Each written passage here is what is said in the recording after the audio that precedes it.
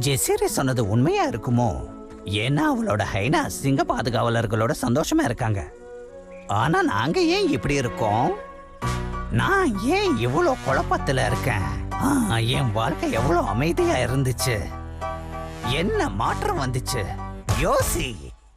என்னன்னு நான் சொல்லுறது, ஆபத்துன்னு வந்தா ஜஸ்ரீ ஓடி வந்து நிக்கிறா. என்னோட வாழ்க்கை வட்ட அவதானே எப்பவும் சிசினி சாவாக அவதானே இருக்கா. ஆனா சார் ஒரு மேதாவி தானே, அவர் எங்களையும் விட்டு தர மாட்டார் தானே. புரியல, ஒருவேளை ஜஸ்ரீ சரியா என்ன? சிசினி சாவா என்றால் ஒற்றுமைதான். ஓ இங்க பாரு, என்ன போட்டு நீ இப்படி குழப்பாத. என்ன நம்புன்னு நீ என்னதான் சொன்னாலும் இதுக்கு வேற எந்த வழியும் இல்லையா? என்ன வழிதா, என்ன வழிதா, அட நாம் இங்கு போவது என்ன வழிதா, என்ன வழிதா, என்ன வழிதா, நம்ம சேர்ந்து போகணும் நல்ல வழிதா.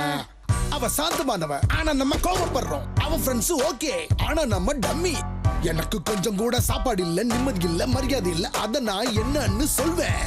வேற விதமா நான் யோசிச்சா நான் செய்யும் செயல் எல்லாம் ரைட்டு தான். ஆனா அது உண்மைதான் என்னால சொல்ல முடியல. அதுக்கு என்ன வழி?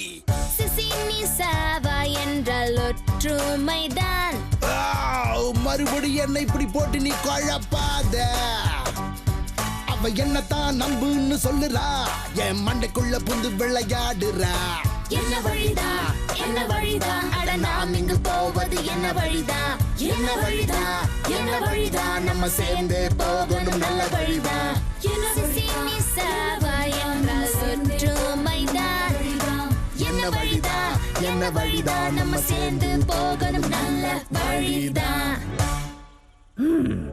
ஒருவேளை நம்ம தப்பானவங்க கூட இருக்கோமோ?